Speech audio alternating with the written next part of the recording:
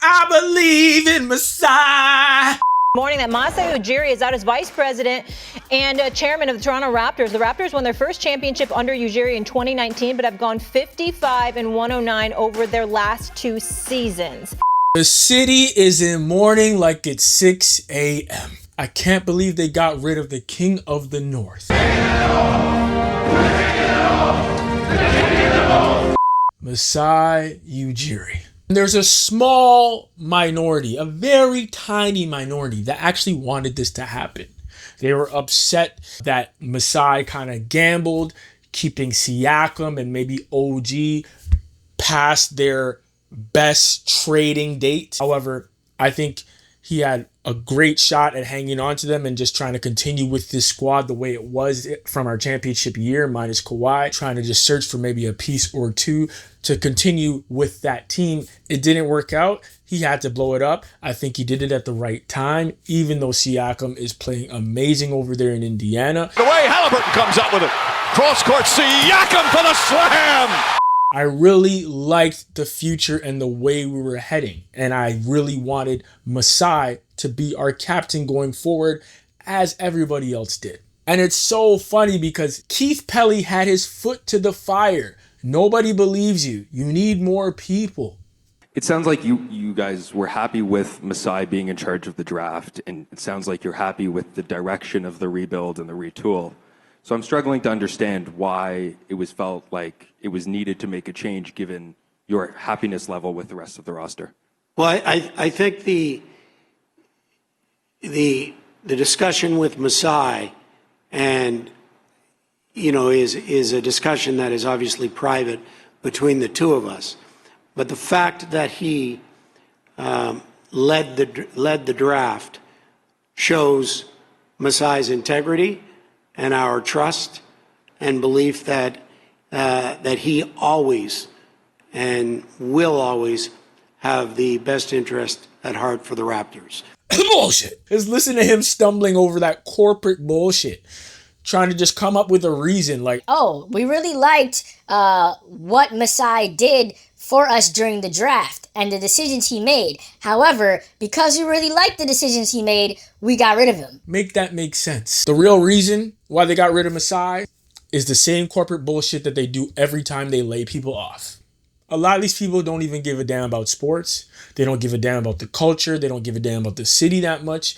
They care about flipping and making that money. And if they can get people to come and pay for a team that's mediocre, a la the Maple Leafs for 50, 60 years, they'll do that. But a big reason why this is happening is because Ed Rogers is taking over the Raptors, taking over MLSC, is because Ed Rogers is buying out a giant stake, like talking $5 billion of the MLSC. And because of that, they've basically just cleared all of the GMs across these teams. Talking Brandon Shanahan for the Leafs, he's gone. They got rid of Bill Manning, who was the GM of Toronto FC and the Toronto Argonauts. So, of course, now come time for the Raptors and Masai Ujiri, a guy who everybody loves, a guy who is steering the ship in the greatest direction we've ever seen ever, bringing us our first championship, getting rid of that terrible Andrea Bargnani contract, getting rid of that terrible Rudy Gay contract, pulling us out of the darkness, the darkest Raptors era with big collar Brian Colangelo. Brian Colangelo is dumb and his collars are too big. Brian's collars are normal size. Find a new slant. Oh, thank you, Honest Abe. Brian is a class act. I worked with him, so classy.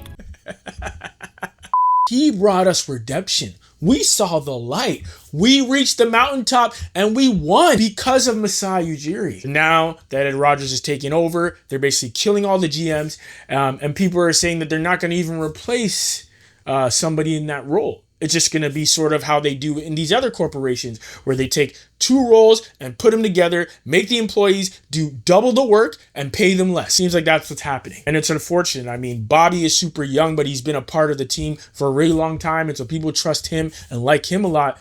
But if they're getting rid of the whole GM role, I'm not really sure what's going to happen with Bobby's situation. I know he's going to be there right now, but who knows what it's going to be like going forward. And since Bobby Webster is 32, which is insane. He's 32 years old, the youngest general manager in the NBA right now. I don't know if that ages well. It might, who knows? But I think the way they're setting things up, they're taking a lot of the control away from the GM position. They couldn't really boss around Masai Ujiri like they would do somebody like Bobby Webster or a new guy that they bring in under this new methodology that they're trying to do across all the teams. So we'll have to see what happens, but right now it ain't looking too hot, and the city is crying and throwing up.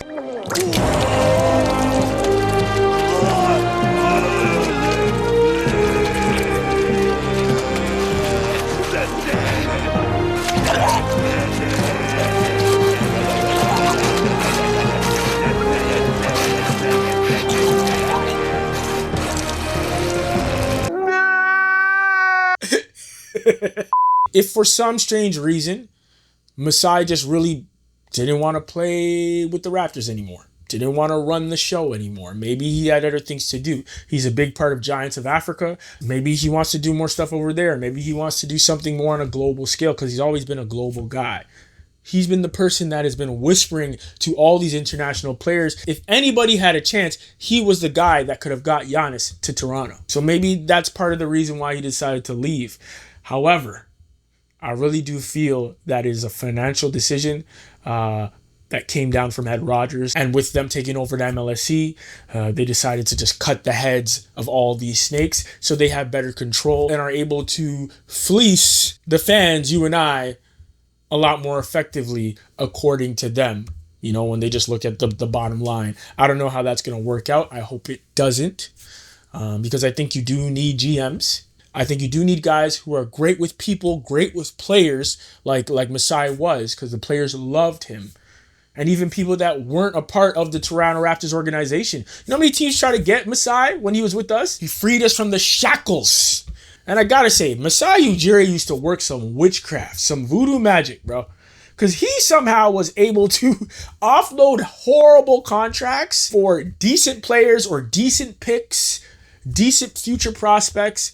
Masai Ujiri traded Terrence Ross and like 2 first-round but like low-end picks for Serge Ibaka. These were integral moves for our championship. And of course, Kawhi Leonard. He did that so many times over and over again. He even had a reputation where people were like, bro, if Masai Ujiri's calling you, don't pick up the phone. Because you might think you have the self-control, but that guy will talk you out of your pants. Pause. Yo, if anything, we should be giving Masai Ujiri the Kawhi Leonard package. Remember when we were running around talking about we're going to give him free food for life? Talking about we're going to give him a statue after 1 year? That's what Masai should have.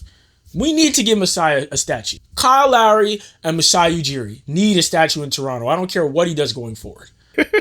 Man, the city is going to miss you, Masai. But with that being said, I want to leave y'all with this.